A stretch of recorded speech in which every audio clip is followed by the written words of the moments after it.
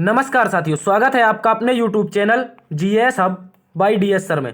तो कैसे हो आप लोग? उम्मीद करता हूँ आप सब अच्छे होंगे। आज की इस श्रृंखला में हम देखने वाले हैं टॉप 25 क्वेश्चन। साथ ही टॉप 25 क्वेश्चन होंगे, करंट अफेयर होगा आपका, इसमें स्टैटिक होगा आपका।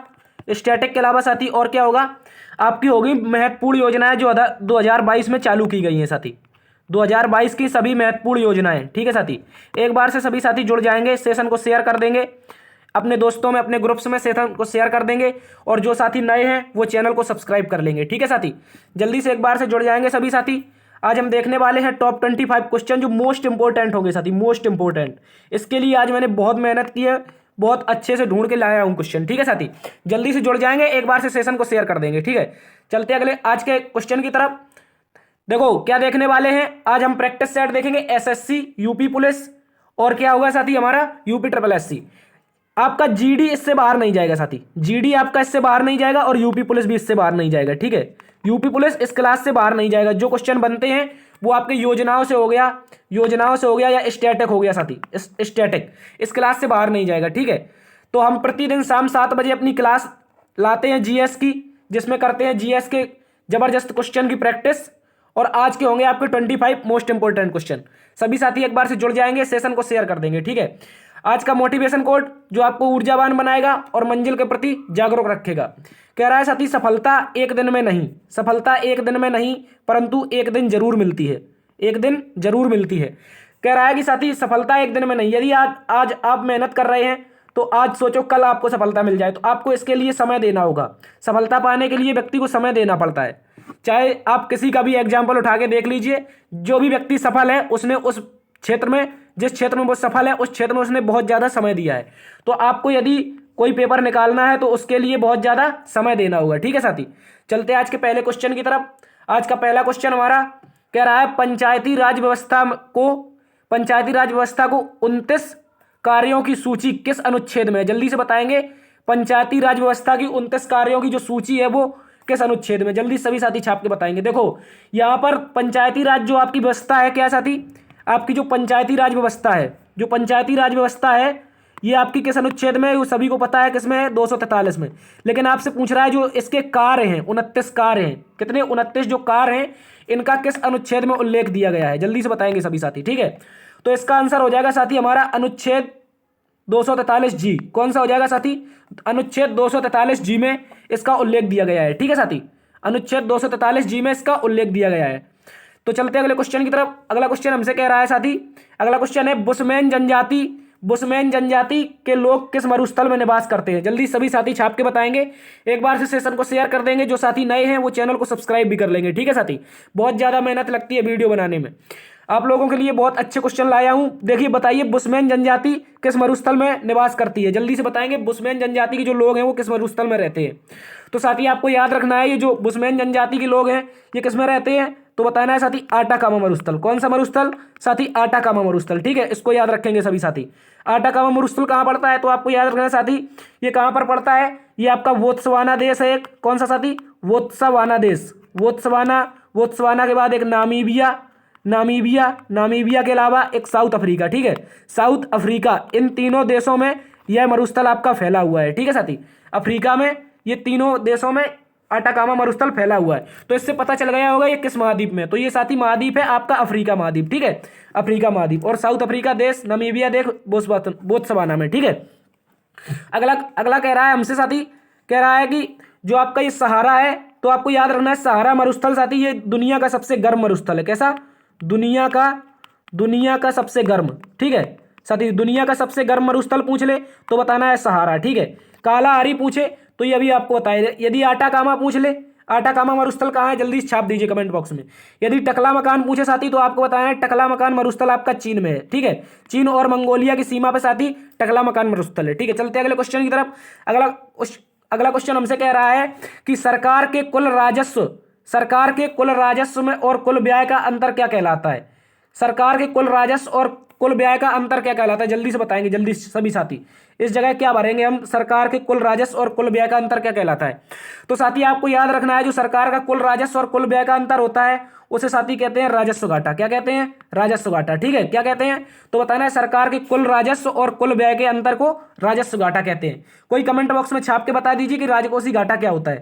जल्दी से बता दीजिए कमेंट बॉक्स में छाप के राजकोषीय घाटा क्या होता है। ठीक है, अगला क्वेश्चन हमसे कह रहा है साथी कि शिक्षा मंत्रालय, क्या कह रहा है साथी? शिक्षा मंत्रालय ने राष्ट्रीय उच्च स्तर शिक्षा अभियान रूसा RUSA योजना को किस वर्ष तक जारी रखने की मंजूरी दी है। जल्दी से बताएंगे। जो आपका ये रूसा अभियान है यानी कि राष्ट्रीय उच्च शिक्षा स्तर अभियान, ये इसको कब तक जारी करने की मंजूरी दी है सरकार ने? जल्दी से बताएंगे सभी साथी। यदि पूछ ले साथी आपसे कब तक की मंजूरी दी है, तो आपको बताना है साथी ये मंजूरी दी गई है कब तक, तो बताना है 2026 तक। ठीक है, 2026। और क्या होगा, क्योंकि वित्तीय वर्ष आपका 1 अप्रैल से 31 मार्च चलता है। ठीक है, 31 मार्च 2026 तक ये रूसा की दी गई है, क्या इसको बढ़ाने की जानकारी दी गई है। तब तक ये योजना कब तक चलेगी, तो बताना है 31 मार्च 2026 तक। ठीक है, 2025 में क्या है साथी? जल्दी से बता देंगे साहब के, जल्दी से बताएंगे सभी साथी छाप के कि 2025 किस योजना या किस का लक्ष्य रखा गया है। तो आपको बताना है साथी टीबी मुक्त भारत का लक्ष्य कब तक रखा गया है? टीबी मुक्त भारत का लक्ष्य 2025 तक। ठीक है, टीबी मुक्त भारत का लक्ष्य कब तक रखा गया है? 2025 तक। ठीक है, इसको याद रखेंगे। और इसके अलावा 2023 बताना है छाप को, तो आपको रखना है साथी जो ये वर्ष चल रहा है, ये आपका अंतर्राष्ट्रीय बाजरा का वर्ष है। कौन सा? अंतर्राष्ट्रीय बाजरा वर्ष। इसी को कहते हैं मोटे अनाज का वर्ष। ठीक है, मोटे अनाज का वर्ष। चलते अगले क्वेश्चन की तरफ। अगला क्वेश्चन हमसे कह रहा है साथी व्यपगत का सिद्धांत 1848 अनुपालन में निम्नलिखित में से कौन सी रियासत को सर्वप्रथम विलय किया गया था? जल्दी से बताएंगे सभी साथी छाप के हुआ कौन सी रियासत थी जिसे 1848 के व्यपगत सिद्धांत से सर्वप्रथम मिलाया गया था। तो साथी आपको याद रखना है ये आपकी रियासत थी आपकी सतारा। ठीक है, सतारा ये महाराष्ट्र की रियासत थी। ठीक है, इसको सर्वप्रथम किस सिद्धांत के तहत? व्यपगत सिद्धांत के, यानी कि डॉक्ट्राइन ऑफ लैप्स। ये कौन लाया था? तो साथी याद रखना है इसको लाया था डलहौजी। कौन लाया था साथी? डलहौजी। ठीक है, डलहौजी, इसको भी याद रखना है। यदि पूछ ले साथी आपसे झांसी को कब मिलाया गया, झांसी को, तो आपको बताना है साथी 1853 में। कब साथी? 1853 में झांसी को व्यपगत सिद्धांत के तहत मिला लिया गया था। ठीक है, यदि पूछ ले नागपुर को साथी कब मिलाया, तो आपको याद रखना है साथी नागपुर को मिलाया गया था 1854 में। ठीक है, कब साथी? 1854 में नागपुर को भी हड़प लिया था। ठीक है, इसके अलावा आपको याद रखना है अवध को साथी कब मिलाया गया था, तो आपको याद रखना है अवध को साथी मिलाया गया था 1856 में। कब साथी? 1856 में। और ये किस आधार पर मिलाया गया था, तो बताना है साथी अवध को मिलाया गया था कुशासन के आधार पर। यहां पर शासन व्यवस्था अच्छी नहीं है, इसलिए अवध को क्या कर लिया गया था? अंग्रेजी साम्राज्य में मिला लिया गया था। ठीक है, और झांसी को मिलाया गया था गोद निषेध प्रथा के आधार पर। ठीक है, गोद निषेध प्रथा के आधार पर झांसी को 1853 में, सतारा को, पहली रियासत जो थी आपकी सतारा थी, ये महाराष्ट्र की रियासत थी, इसको 1848 में अंग्रेजों ने डॉक्ट्राइन ऑफ लैप्स के तहत अंग्रेजी साम्राज्य में मिला लिया था। ठीक है साथी, चलते अगले क्वेश्चन की तरफ। अगला क्वेश्चन हमसे कह रहा है साथी कि निम्नलिखित में से कौन एक पर्यावरण संरक्षण अधिनियम 1986 के अधीन गठित किया गया था? इनमें से बताएंगे आप साथी ये वह कौन सी एक संस्था है जिसको पर्यावरण अधिनियम एक्ट के तहत इसको क्या किया गया है, इसकी स्थापना हुई है। तो साथी आपको याद रखना है ये आपका केंद्रीय भूजल प्राधिकरण। कौन सा साथी? केंद्रीय भूजल प्राधिकरण की स्थापना कब हुई है, तो बताना है पर्यावरण संरक्षण अधिनियम 1986 के तहत इसकी स्थापना हुई है। ठीक है, इसको याद रखेंगे। चलते अगले क्वेश्चन की तरफ। अगला क्वेश्चन साथी हमसे कह रहा है कि अक्टूबर 2022 में फीफा अंडर-17 वर्ल्ड कप, देखो क्या कह रहा है, अक्टूबर 2022 में फीफा अंडर-17 महिला विश्व कप का आयोजन कहां किया जाएगा? जल्दी से बताएंगे सभी साथी। ये आपका करंट से संबंधित क्वेश्चन है, 2022 का करंट आपसे पूछ रहा है बार बार परीक्षाओं में, तो आपको इसको याद रखना है। ठीक है, तो कब फीफा अंडर-17 का विश्व कप का आयोजन कहाँ किया गया, या महिलाओं का विश्व कप था, इसका आयोजन कहाँ किया गया? तो साथी आपको याद रखना है इसका आयोजन हुआ है हमारे प्यारे देश भारत में। ठीक है, कहाँ पर हुआ है? प्यारे देश हमारे भारत में। ठीक है, भारत में कहाँ पर हुआ है, तो आपको बताना 3 राज्यों में। कहाँ पर? गोवा में, गोवा के अलावा उड़ीसा में साथी, उड़ीसा में, उड़ीसा के अलावा आपका कहाँ पर? मुंबई में। ठीक है, मुंबई, नवी मुंबई में। ठीक है, नवी मुंबई में। डीवाई पाटिल में इसका क्या हुआ था? फाइनल हुआ था साथी। फाइनल किस में हुआ था? डीवाई पाटिल स्टेडियम नवी मुंबई में हुआ था। इसको जीता था साथी स्पेन। कौन जीता था साथी? स्पेन जीता था, और कोलंबिया को हराकर। किसको साथी? कोलंबिया को हराया था इसने। किसको हराया था? कोलंबिया को हराकर कौन जीता था साथी? तो याद रखना आपको स्पेन। इसका यदि आपसे शुभंकर पूछ ले साथी, शुभंकर आपको याद रखना है इसका शुभंकर था साथी ईवा क्या है, तो बताना एक प्रकार की शेरनी है। ठीक है, ये बच्चियों का वर्ल्ड कप था अंडर-17 का, तो इसका आयोजन कहाँ हुआ था साथी? भारत में हुआ था। ठीक है, अगला क्वेश्चन हमसे कह रहा है निम्नलिखित में से किस राजा ने नर्मदा घाटी के तट पर हर्षवर्धन की सेना को हराया था? जल्दी से बताएंगे सभी साथी छापकर। हर्षवर्धन की सेना को किस किस राजा ने हराया था? जल्दी से बताएंगे। और इसकी जानकारी किससे मिलती है ये भी बताएंगे, ठीक है। यदि पूछे किसने हराया था तो साथी याद रखना है पुलकेशन द्वितीय ने, ठीक है। पुलकेशन द्वितीय ने हर्षवर्धन की सेना को हराया था, ठीक है। यह युद्ध कब हुआ था तो बताना है साथी 618 बीसी में। कब? सॉरी 618 एडी में, ठीक है। 618 एडी में यह युद्ध हुआ था नर्मदा नदी के तट पर, ठीक है। और इसकी जानकारी कहां से मिलती है तो याद रखना है साथी आपको ऐहोल प्रशस्ति नामक पुस्तक से। कौन सी पुस्तक है साथी? आपको याद रखना ऐहोल प्रशस्ति। कौन है साथी? ऐहोल प्रशस्ति पुस्तक है। ये किसकी है तो बताना है ये साथी जो पुलकेशन द्वितीय है इसका दरबारी कवि था रवि कीर्ति। किसकी साथी? रवि कीर्ति।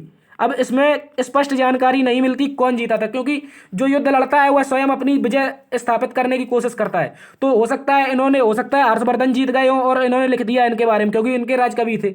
तो इसमें कौन जीतने की जानकारी मिलती है तो आपको याद रखना है साथी पुलकेशन द्वितीय की, ठीक है। पुलकेशन द्वितीय के जीतने की जानकारी मिलती है। चलते अगले क्वेश्चन की तरफ। अगला क्वेश्चन साथी हमसे कह रहा है बाब अल मंदेब जलडमरू मध्य किन दो जल निकायों के मध्य? जल्दी से बताएंगे सभी साथी छाप करके। बाब अल मंदेब जलडमरू मध्य किन निकायों को जोड़ता है? जल्दी से बताएंगे, ठीक है। यदि पूछ ले साथी आपसे, पूछ ले भूमध्य सागर को अटलांटिक महासागर से कौन जोड़ता है साथी? जल्दी से बताएंगे सभी साथी, इसको भी छाप देंगे जल्दी से, ठीक है। यदि पूछे कौन जोड़ता है तो आपको याद रखना है साथी भूमध्य सागर को अटलांटिक महासागर से जोड़ती है जिब्राल्टर जल संधि। कौन सी? जिब्राल्टर जल संधि, ठीक है। भूमध्य सागर को अब अटलांटिक महासागर से कौन जोड़ता है तो जिब्राल्टर जल संधि, ठीक है। इसको याद रखेंगे। इसके अलावा यदि पूछ ले काला सागर को अशोक सागर लिखा है, यहाँ पर अजोब सागर होना चाहिए, ठीक है साथी। यहाँ पर होना चाहिए अजोब सागर। काला सागर को अजोब सागर से कौन जोड़ता है तो बताना है साथी कर्च जल संधि। कौन सी? कर्च जल संधि, ठीक है। इसको भी याद रखेंगे। कर्च जल संधि कहाँ जोड़ती है तो बताना है अजोब सागर को काला सागर से। लेकिन आपसे पूछा क्या गया है कि बाब अल मंदेब की जल संधि किस निकायों को जोड़ती है? तो आपको याद रखना है साथी कौन निकायों को जोड़ती है तो बताना है साथी ये कौन कौन है तो बताना है आपको ये लाल सागर को अदन की खाड़ी से। किससे साथी? लाल सागर को अदन की खाड़ी से कौन जोड़ता है तो आपको याद रखना है साथी लाल सागर को अदन की खाड़ी से जोड़ता है बाब अल मंदेब की जल संधि, ठीक है। ये जल संधि कहाँ है तो साथी आपको याद रखना है, देखो ये आपका एक अफ्रीका महाद्वीप है। क्या है साथी? ये आपका अफ्रीका महाद्वीप है। एक मिनट में बनाता हूँ। ये आपका अफ्रीका महाद्वीप हो गया। यहाँ पे है आपका लाल सागर, इसके ऊपर भूमध्य सागर के बाद यहाँ पर हो गया आपका क्या? अदन की खाड़ी, ठीक है। इनको कौन जोड़ता है तो बताना है लाल सागर को अदन की खाड़ी से जोड़ती है। ये हो गई आपकी अदन की खाड़ी, ये हो गया लाल सागर, ठीक है। इनको जोड़ता कौन है तो बताना है बाब अल मंदेब की जल संधि जोड़ती है, ठीक है साथी। इसको याद रखेंगे। तो लाल सागर को अदन की खाड़ी से कौन जोड़ता है तो जोड़ता है ये आपका बाब अल मंदेब, ठीक है। और भूमध्य सागर को अटलांटिक महासागर से, जिब्राल्टर काला सागर को अजोब सागर से तो याद रखना है इसको जोड़ता है साथी कौन? कर्च की जल संधि, ठीक है। चलते अगले क्वेश्चन की तरफ। अगला क्वेश्चन कह रहा है गुरु केलू चरण महापात्रा का नाम मुख्यतः निम्नलिखित में से किस लोक नृत्य से मिलता है? जल्दी से बताएंगे सभी साथी छाप करके कि गुरु केलू चरण महापात्रा किस लोक नृत्य से संबंधित है, ठीक है। यानी कि शास्त्रीय नृत्य है, ठीक है। वह कौन सा शास्त्रीय नृत्य है तो साथी आपको याद रखना है। देखो आपको बताते चलें कि जो आपका गुरु केलू चरण महापात्रा है, देखो जब भी आपके पास महापात्रा नाम आएगा, ठीक है, जब भी आपके सामने एग्जाम में महापात्रा नाम आ जाए, महापात्र या महापात्रा, ठीक है, तो आपको आंख मीच कर ओडिशा लगा देना है। कौन सा साथी? आंख मीच करके ओडिशा लगा देना है, ठीक है। महापात्रा जितने भी होंगे देखो केलूचरण महापात्रा और है महापात्रा, उनको संबंध में याद रखना है आपको कौन है? ये आपके ओडिसी लोक नृत्य से संबंधित है, ठीक है, ओडिसी शास्त्रीय नृत्य से। इसके अलावा आपसे कथक से पूछ ले तो बताना है पंडित बिरजू महाराज। यदि महाराज शब्द आता है अंत में तो वह कथक से होंगे, ठीक है। यदि महापात्र आता है तो वह ओडिसी से होंगे, ठीक है। इसको याद रखेंगे। ये एक छोटी सी ट्रिक है इनको याद रखने की, ठीक है।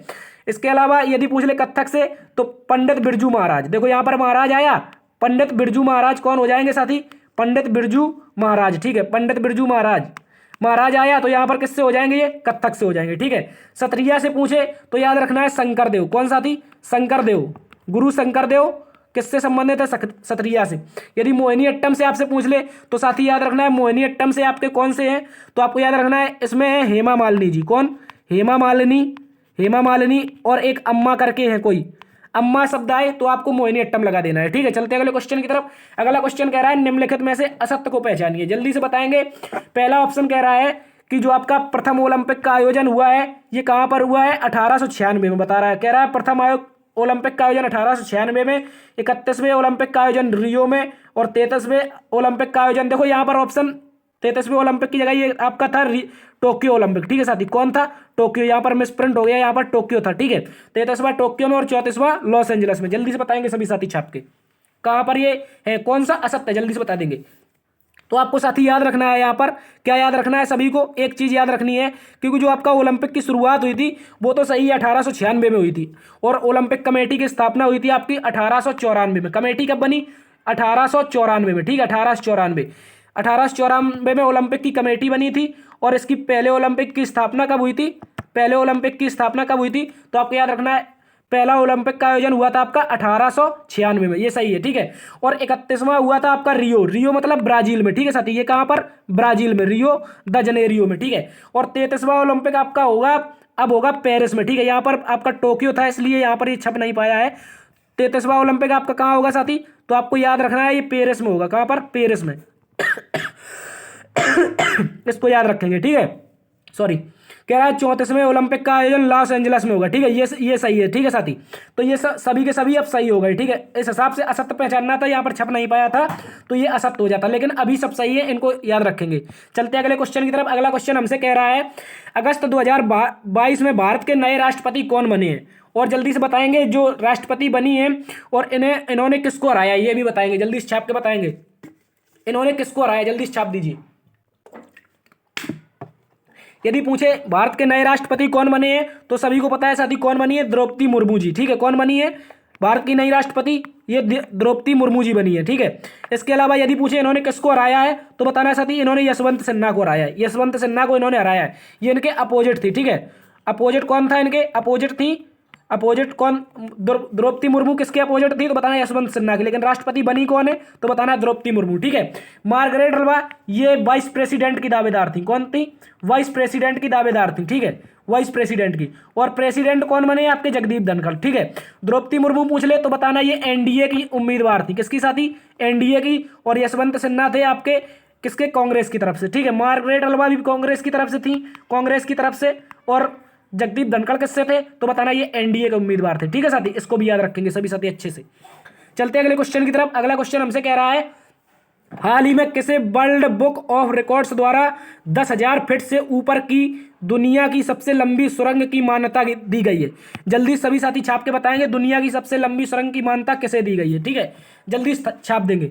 यदि पूछे किसे दी गई है साथी तो आपको याद रखना है साथी, यहां पर दी गई है अटल सुरंग को। कौन सी? अटल सुरंग को। इसका पुराना नाम था साथी, कौन था? इसका पुराना नाम क्या था साथी? आपको याद रखना है अटल सुरंग का पुराना नाम था आपका रोहतांग सुरंग। क्या नाम था साथी? रोहतांग। एक मिनट साथी, यहां पर पुराना नाम क्या था? रोहतांग सुरंग, ठीक है। रोहतांग सुरंग किसका नाम था तो बताना अटल सुरंग का। इसकी लंबाई पूछे तो आपको याद रखना है 9.02 किलोमीटर। यहां पर आपको 9.2 नहीं लगाना है, आपको याद रखना है 9.02 किलोमीटर। 2 किलोमीटर लंबी ये दुनिया की सबसे ऊंची सुरंग है, ठीक है। इसको भी याद रखेंगे।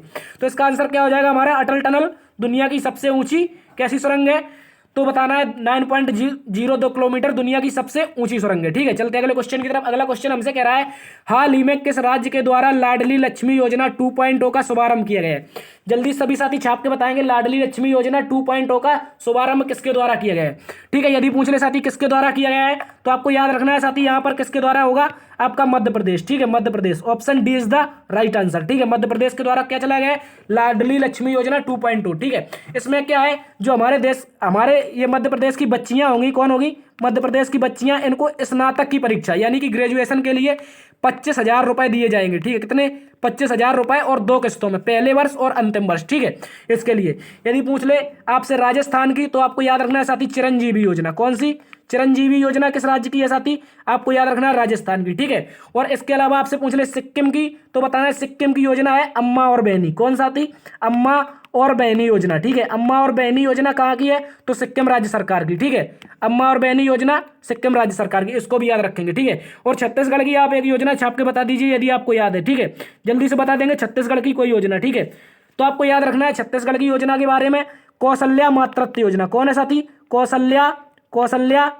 कौशल्या मातृत्व योजना किस राज्य की है तो आपको याद रखना है छत्तीसगढ़ की, ठीक है, छत्तीसगढ़ की। और एक याद रखना है इसी से मुख्यमंत्री मितान योजना। कौन सा थी? मुख्यमंत्री मितान योजना कहाँ की है? ये भी आपकी छत्तीसगढ़ की है, ठीक है। इसका स्क्रीनशॉट ले लेंगे जल्दी से सभी साथी, बहुत इंपॉर्टेंट क्वेश्चन है, ठीक है। चलते अगले क्वेश्चन की तरफ। अगला क्वेश्चन हमसे एक बार फिर से योजना से आया है कह रहा है निम्नलिखित में से किस राज्य सरकार द्वारा नारी को नमन योजना प्रारंभ की है? जल्दी से बताएंगे। वर्ष 2022 में किस राज्य सरकार ने नारी को नमन योजना प्रारंभ की है? जल्दी से बताएंगे सभी साथी।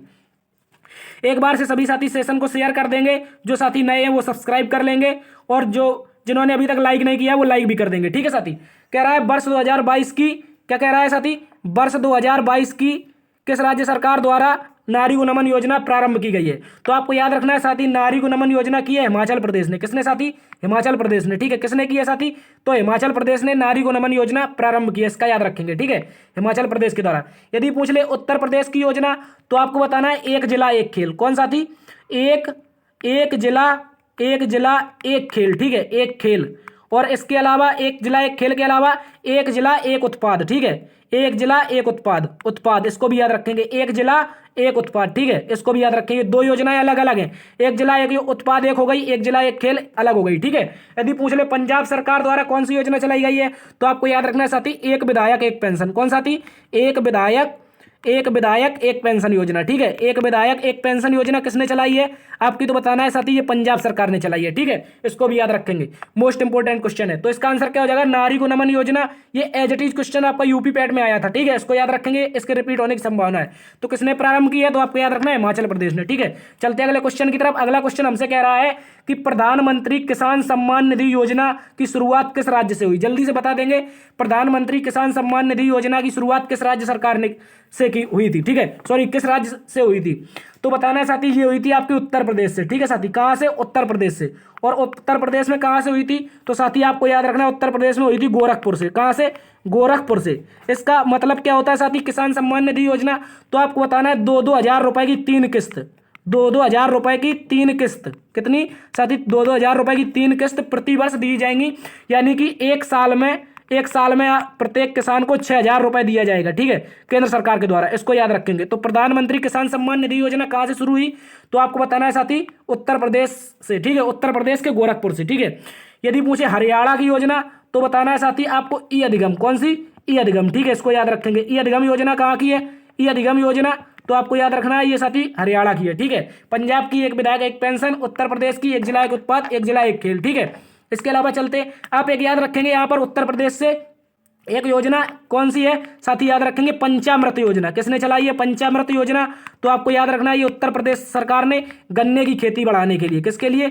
गन्ने की खेती बढ़ाने के लिए कौन सी योजना चलाई है? तो पंचामृत योजना। ठीक है, चलते अगले क्वेश्चन की तरफ। अगला क्वेश्चन हमसे कह रहा है कि देखो अगला क्वेश्चन वही पूछ लिया कि मुख्यमंत्री ई अधिगम योजना किस राज्य में शुरुआत की थी?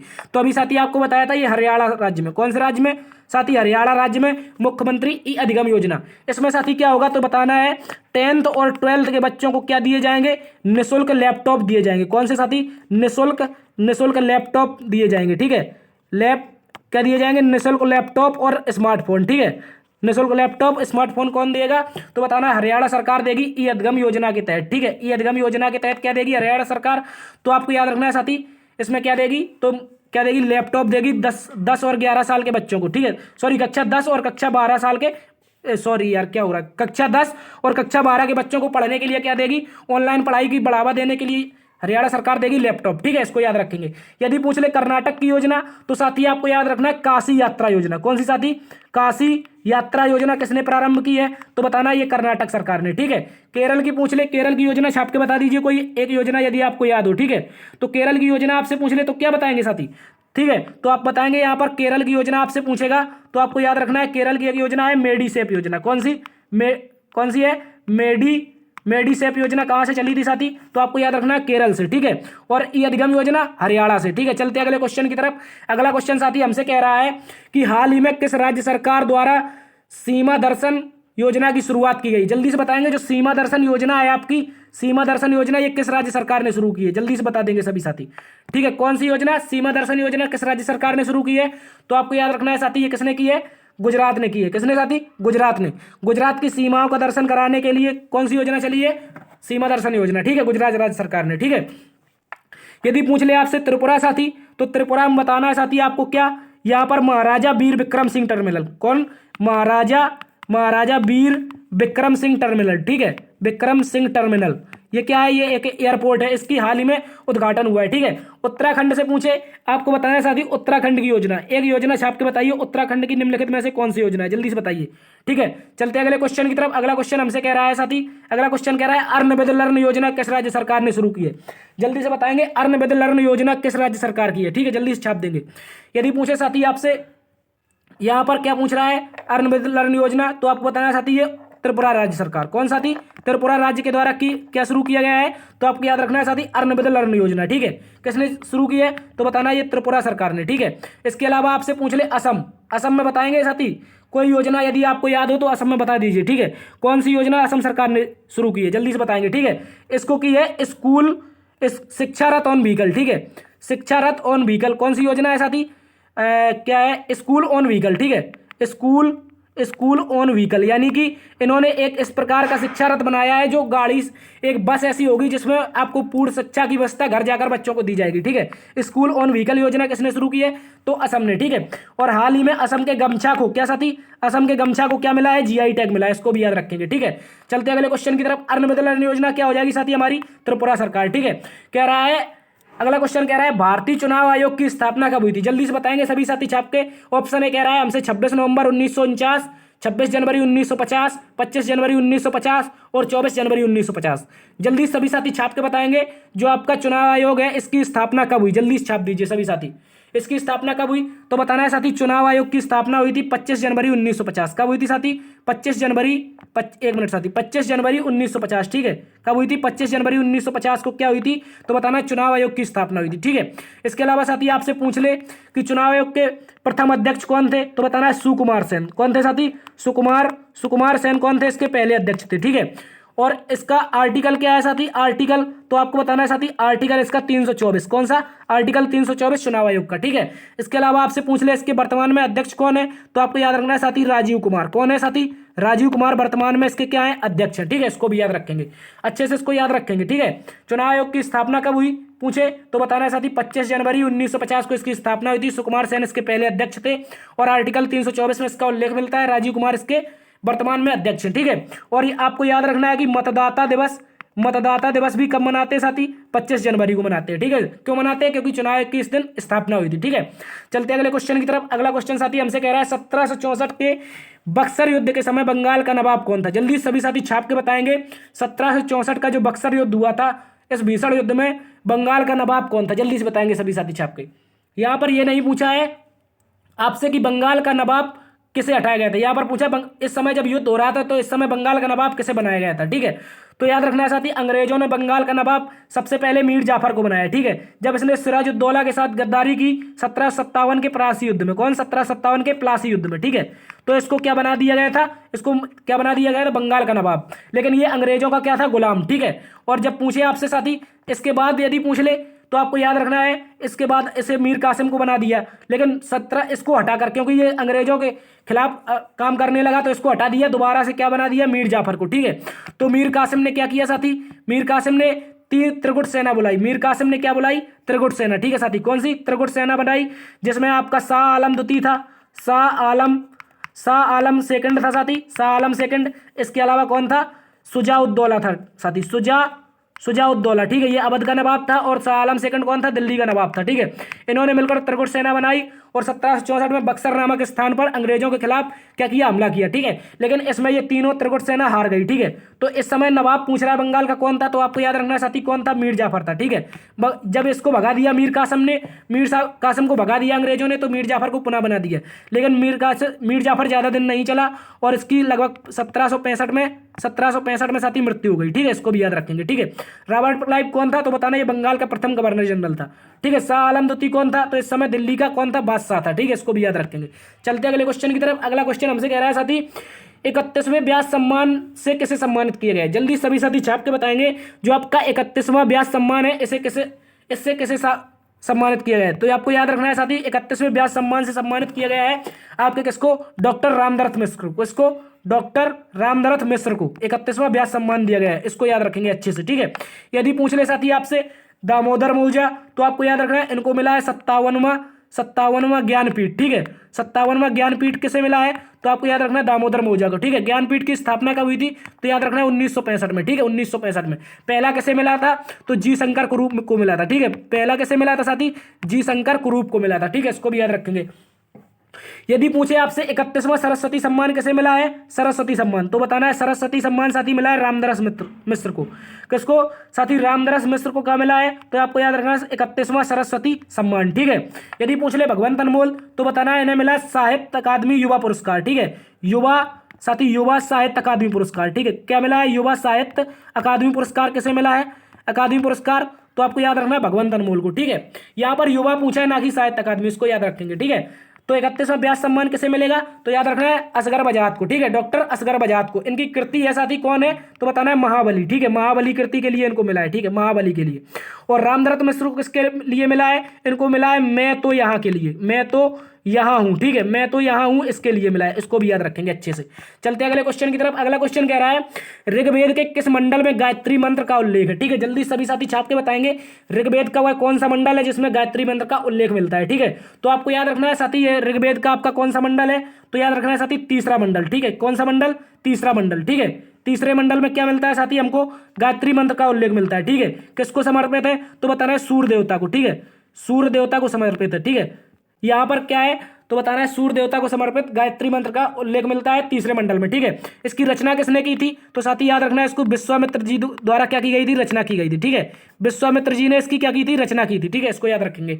यदि पूछ ले आपसे 7वां मंडल क्या है इसमें, जल्दी छाप दीजिए। नवा मंडल में क्या है? तो आपको बताना है साथी नवा मंडल में सोम देवता का उल्लेख, ठीक है, सोम देवता का उल्लेख, ठीक है। सोम देवता का उल्लेख किसमें? नवे मंडल में। और 7वें मंडल में क्या है? तो 10 राजाओं के युद्ध का वर्णन है, ठीक है। किसके? 10 राजाओं का युद्ध किसमें हुआ था? तो बताना है साथी 10 राजाओं का युद्ध आपका हुआ था आपका किसमें? 7वें मंडल में उल्लेख मिलता है, ठीक है। इसके अलावा आपसे पूछ ले 10वें मंडल में क्या है साथी? 10वें मंडल में तो आपको याद रखना है साथी 10वें मंडल में क्या है? इसमें आपका पुरुष सूक्त, क्या है? पुरुष सूक्त, ठीक है। पुरुष सूक्त क्या है इसमें? 10वें मंडल में इसमें 4 वर्णों का उल्लेख मिलता है, ठीक है। ये 4 वर्ण जो थे ये सभी ब्रह्मा जी से उत्पन्न हुए थे, ठीक है। पहला था ब्राह्मण साथी, ब्राह्मण, ब्राह्मण के बाद क्षत्रिय था, ब्राह्मण के बाद क्या था साथी? क्षत्रिय था, क्षत्रिय के बाद आपका शूद्र था, शूद्र के बाद कौन था? वैश्य था, ठीक है। शूद्र के बाद क्या था? वैश्य था, ठीक है। ब्राह्मण जो थे ब्रह्मा जी के मुख से हुए थे, और क्षत्रिय जो थे साथी ये इनके भुजा से हुए थे, और इसके अलावा शूद्र जो थे इनके जंघा से हुए थे, जंघा से, और वैश्य जो थे साथी ये ब्रह्मा जी के चरणों से उत्पन्न हुए थे। इसको भी याद रखेंगे। तो 10वें मंडल में हमें क्या मिलता है? पुरुष सूक्त मिलता है, इसको याद रखेंगे। ऋग्वेद के 10वें मंडल में हमको पुरुष सूक्त मिलता है। चलते हैं अगले क्वेश्चन की तरफ। अगला क्वेश्चन कह रहा है माउंट हैरियट नेशनल पार्क किस राज्य या केंद्र शासित प्रदेश में स्थित है? जल्दी से बताएंगे। जो आपका माउंट हैरियट नेशनल पार्क है ये किस राज्य या केंद्र शासित प्रदेश में स्थित है? तो आपको याद रखना है साथी जो माउंट हैरियट नेशनल पार्क है इसका नाम बदल गया है, ठीक है। माउंट हैरियट का नाम हो गया है माउंट मणिपुर नेशनल पार्क। कौन साथी? माउंट मणिपुर नेशनल पार्क, ठीक है। माउंट मणिपुर नेशनल पार्क किसका नाम हो गया है? तो याद रखना है साथी आपको माउंट हैरियट का। किसका? माउंट हैरियट का नाम हो गया माउंट मणिपुर। और ये मणिपुर में नहीं है, ये भी याद रखना है, ठीक है। ये मणिपुर में नहीं, जो बच्चे मणिपुर लगाएंगे वो उनका गलत हो जाएगा, ठीक है। ये मणिपुर में नहीं है, ये आपका कहाँ पर है साथी? अंडमान निकोबार में, ठीक है। ये कहाँ पर है साथी? आपको याद रखना है अंडमान निकोबार में माउंट हैरियट नेशनल पार्क, या इसी का नाम हो गया माउंट मणिपुर नेशनल पार्क, ठीक है। माउंट मणिपुर नेशनल पार्क ये कहाँ है? तो आपको याद रखना है अंडमान निकोबार में। इसके अलावा याद रखना है आपको भारत का सबसे छोटा नेशनल पार्क जिसका नाम है साउथ बटन नेशनल पार्क। कौन है साथी? साउथ बटन नेशनल पार्क, ठीक है। साउथ बटन नेशनल पार्क कहाँ है? तो बताना है ये भी साथी अंडमान निकोबार में, ठीक है। इसको भी याद रखेंगे। जम्मू कश्मीर में कौन कौन से नेशनल पार्क है? तो आपको याद रखना है एक तो सलीम अली नेशनल पार्क साथी, सलीम अली नेशनल पार्क। इसके अलावा हो गया आपका कौन सा साथी? सलीम अली के बाद हो गया Dachigam national park. Dachigam national park कहाँ है? तो ये भी जम्मू कश्मीर में, ठीक है। मणिपुर में पूछ ले साथी कौन है? तो बताना है इसमें एकमात्र नेशनल पार्क है जिसका नाम है, क्या नाम है साथी? इसका नाम है काबुल लामजाओ नेशनल पार्क। क्या है? काबुल लामजाओ नेशनल पार्क, ठीक है। काबुल लामजाओ नेशनल पार्क, इसको याद रखेंगे। ये कहाँ पर है? मणिपुर में है, और ये लोकटक झील में स्थित है। कहाँ पर? लोकटक झील में, ठीक है। ये संगाई हिरण के लिए फेमस है। किसके लिए साथी? संगाई हिरण के लिए, ठीक है। इसको भी याद रखेंगे। संगाई हिरण के लिए कौन सा नेशनल पार्क फेमस है? तो बताना है काबुल लामजाओ नेशनल पार्क लोकटक झील में, ठीक है। इसको भी याद रखेंगे, लोकटक झील में। विश्व का एकमात्र तैरता हुआ नेशनल पार्क कौन है? तो आपको याद रखना है काबुल लामजाओ नेशनल पार्क, ठीक है। चलते अगले क्वेश्चन की तरफ। अगला क्वेश्चन हमसे कह रहा है कि भारतीय अंतरिक्ष अनुसंधान संगठन इसरो के साथ समझौता करने वाली पहली निजी कंपनी कौन बनी है? जल्दी सभी साथी छाप के बताएंगे। भारतीय अंतरिक्ष अनुसंधान संगठन इसरो के साथ समझौता करने वाली पहली निजी कंपनी कौन बनी? जल्दी से इसको छाप के बताएंगे। तो साथी आपको याद रखना है ये कौन बनी है? तो बताना है साथी स्काई रूट, कौन सी, स्काई रूट, ठीक है। यहाँ पर स्काई रूट होगा, ठीक है। क्या होगा साथी, एक मिनट साथी, एक मिनट, ठीक है। यहाँ पर आपका स्काई रूट होगा, ना कि स्पाइक रूट होगा, ठीक है। इसको याद रखेंगे, ये क्या होगा, यहाँ पर स्काई रूट होगा, ठीक है। इसको याद रखेंगे, एक मिनट साथी, एक मिनट, ठीक है। क्या पूछा हमसे, स्काई रूट, ठीक है। क्या पूछा, स्काई रूट ने, ये कौन सी है, स्काई रूट एयरोस्पेस। आप यहाँ पर लिख लेंगे, वहां पर काम नहीं कर रहा है पेन, तो आप लिख लेंगे स्काई रूट एयरोस्पेस। कौन है साथी, स्काई रूट एयरोस्पेस, ठीक है, एयरोस्पेस। और इसने अभी हाल ही में क्या किया है, जल्दी छाप के बता दीजिए। स्काई रूट एयरोस्पेस, ठीक है, इसको याद रखेंगे। स्काई रूट एयरोस्पेस जो कंपनी है साथी, इसने इसरो के साथ समझौता करने वाली पहली निजी कंपनी बनी है, ठीक है, इसको याद रखेंगे। और इसने अभी हाल ही में विक्रम एस नामक रॉकेट का सफल परीक्षण किया है, ठीक है, इसको भी याद रखेंगे। विक्रम एस रॉकेट का सफल परीक्षण किसने किया है, स्काई रूट कंपनी ने, ठीक है। स्काई रूट कंपनी ने क्या किया है, तो आपको बताना है इसरो के साथ मिलकर समझौता किया है, ठीक है, इसको याद रखेंगे। ये पहली कंपनी बनी है। और यदि पूछ ले साथी, कुछ सैटेलाइट देख लेते हैं हम। देखो, जैसे आपसे पूछ सकता है कि जीसैट 24, क्या पूछ सकता है, जीसैट 24 कहाँ से लॉन्च हुआ है, ठीक है। तो आपको याद रखना है साथी, ये कहाँ से हुआ, कोरू फ्रेंच गुआना से। कहाँ से, कोरू फ्रेंच गुआना से, ठीक है। कोरू फ्रेंच गुआना से क्या हुआ था, जीसैट 24 लॉन्च हुआ था, इसको याद रखेंगे। इसके अलावा साथी आपसे पूछ ले PSLV C53, क्या पूछ ले, PSLV C53। तो आपको याद रखना है साथी, सिंगापुर के 3 सैटेलाइट, कौन से, सिंगापुर के 3 सैटेलाइट, ठीक है, सिंगापुर के 3 सैटेलाइट लॉन्च हुए थे, ठीक है। इसके अलावा साथी आपसे पूछ ले PSLV C54, ठीक है, C54। तो आपको याद रखना है साथी, PSLV C54 से लेकर क्या लॉन्च हुआ है, तो आपको याद रखना है इसमें हुआ है EOS 06, ठीक है, इसको याद रखेंगे, EOS 06, ठीक है। एक मिनट साथी, यहाँ पर क्या हो गया, EOS 06, ठीक है, इसको याद रखेंगे। EOS 06 किससे हुआ है, तो आपको याद रखना है PSLV C54 से, ठीक है। इसमें भूटान के भी 2 उपग्रह लॉन्च किए, ठीक है। PSLV C54 ने भूटान के भी 2 उपग्रह लॉन्च किए, इनको भी याद रखेंगे अच्छे से, ठीक है, अच्छे से याद रखेंगे। तो इसका आंसर क्या हो जाएगा, इसरो के साथ समझौता करने वाली पहली निजी कंपनी कौन बनी है, तो स्काई रूट एयरोस्पेस, ठीक है, ये हैदराबाद में स्थित है, ठीक है। और इसी कंपनी ने भी हाल में भारत का पहला private rocket Vikram S launch किया है, ठीक है। तो साथी ये थी आज की क्लास। उम्मीद करता हूं आपको आज की क्लास पसंद आई होगी। यदि क्लास पसंद आई है तो साथी लाइक, शेयर और सब्सक्राइब जरूर करें। मिलते हैं अगली वीडियो में, तब तक के लिए अपना ख्याल रखना। जय हिंद, ठीक है। देखते रहिए GS अब बाई DS सर।